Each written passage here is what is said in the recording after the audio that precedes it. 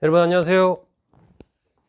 오늘은 이장 출신 대통령을 꿈꾸는 김두관 더불어민주당 의원에 대해서 말씀드릴까 합니다.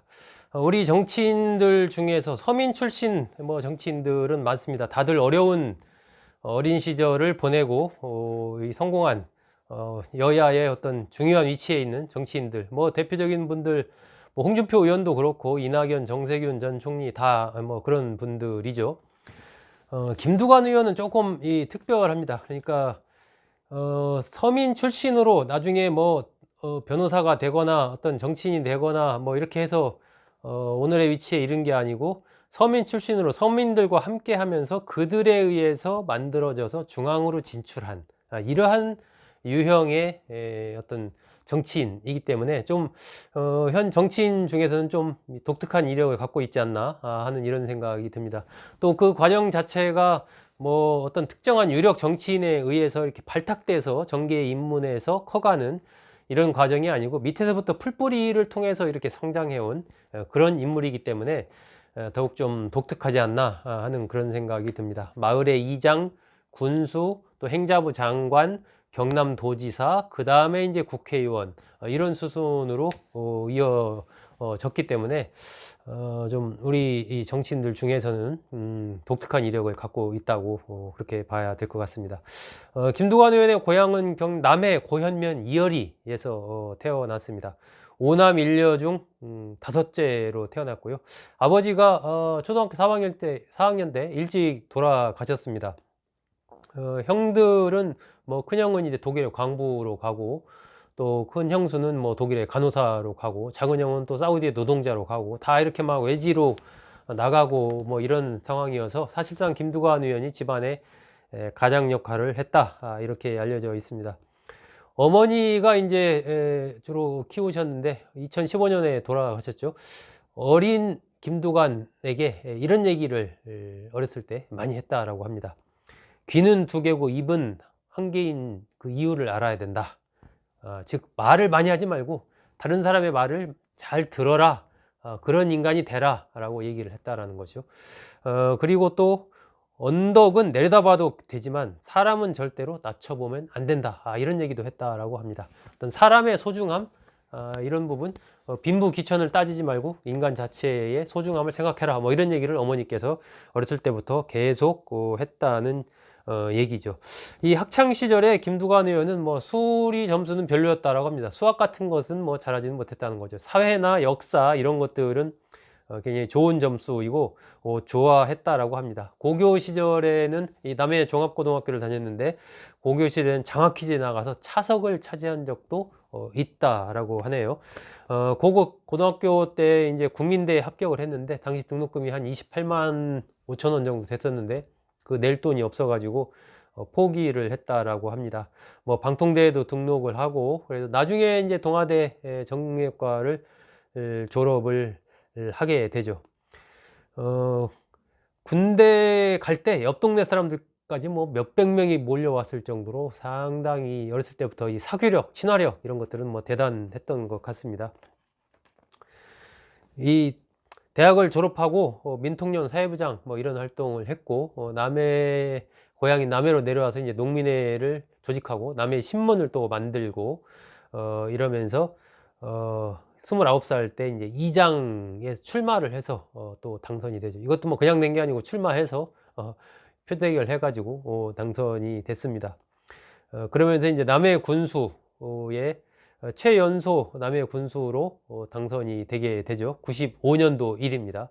남해 군수 시절에 벚꽃 축제를 하는데 이걸 알리기 위해서 직접 번지 점프를 한 적도 있고, 또 제가 기억하는 건 그 남해 군수 시절에 이른바 신문들 이렇게 의무적으로 봐주는 거 있지 않습니까? 이런 거 다 없애고 기자들이 과의 관계 이런 것들을 원칙적으로 좀 가져가면서 굉장히 그 당시에 화제가 됐던 그런 기억이 납니다.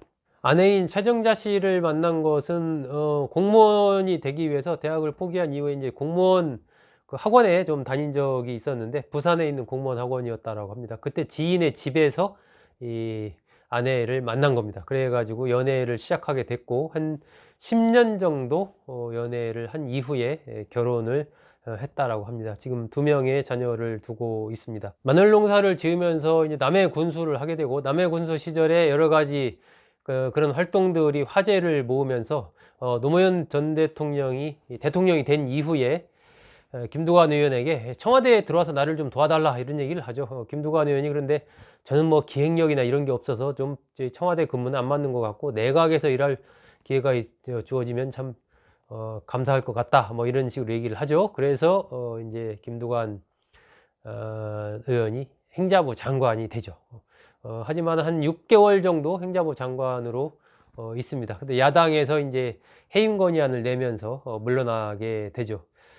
그리고 나서 나중에 이제 경남지사에 당선이 되게 됩니다. 굉장히 어려운 과정을 통해서 경남지사에 당선이 되게 되죠. 뭐 어떤 단일화 과정 이런 것들도 거치게 되고 그렇게 해서 되는데 이제 2012년 대선 후보 경선에 출마하기 위해서 경남지사를 중간에 사퇴를 합니다. 이 부분이 이제 김두관 의원이 지금도 자신의 그때 판단이 잘못됐다라고 얘기하는 부분입니다. 어렵게 해서 경남지사에 당선이 됐는데 중간에 이제 직을 다하지 못하고 사퇴를 하는 그런 상황이 생겼기 때문에 여러 가지로 김두관 의원의 정치 인생에서 이때가 굉장히 중요한 시점이었는데 결론적으로 본인은 좀 잘못 판단했다 이렇게 지금 얘기를 하고 있습니다. 당시 경선전에 뛰어들어서 문재인 후보가 1등으로 후보가 됐죠. 2등은 이제 손학규 전 대표가 되고 김두관 의원은 3위를 하게 됩니다. 그리고 이 과정에서 문재인 후보와 치열한 어떤 이 경쟁을 벌이는 과정에서 좀 갈등도 생기게 되죠. 아무래도 이제 경쟁하다 보면 뭐 심한 말이 오가게 되니까요. 이제 그런 부분들이 정치적인 어떤 김두관 의원의 자산을 좀 갉아먹는 뭐 그런 식으로도 또 작용을 하게 됩니다. 그러면서 여러 가지로 독일에도 뭐 한 1년인가요? 유학을 갔다 오고 힘든 시기를 보내게 되죠. 그런 뒤에 경기도 김포에서 이제 국회의원에 당선이 됩니다. 1988년 처음 도전한 이래 28년 만에 국회의원에 당선이 되게 됩니다.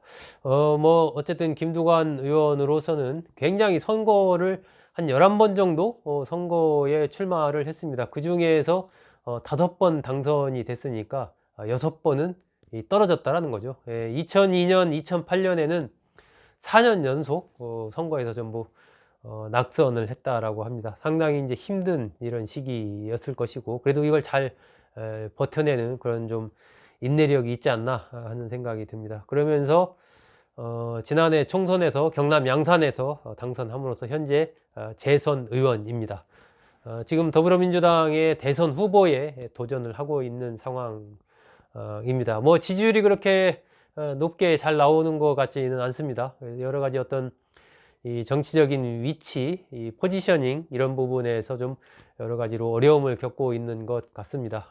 이제 이른바 친문 세력을 중심으로 한 쪽은 이낙연 전 대표를 중심으로 해서 모이고 있는 것 같고 또 어떤 경쟁력을 중심으로 해서는 이재명 지사가 좀 앞서가고 있는 이런 흐름이고 3, 4위를 놓고서는 이제 추미애 전 장관과 박용진 의원이 또 치열한 경쟁을 펼치고 있는 이런 상황이어서 김두관 의원으로서는 뭔가 좀 이 회심의 승부수를 던지지 않으면 이 판 자체를 흔들고 새로운 기회를 얻기가 좀 쉽지는 않을 것 같다 하는 생각도 듭니다.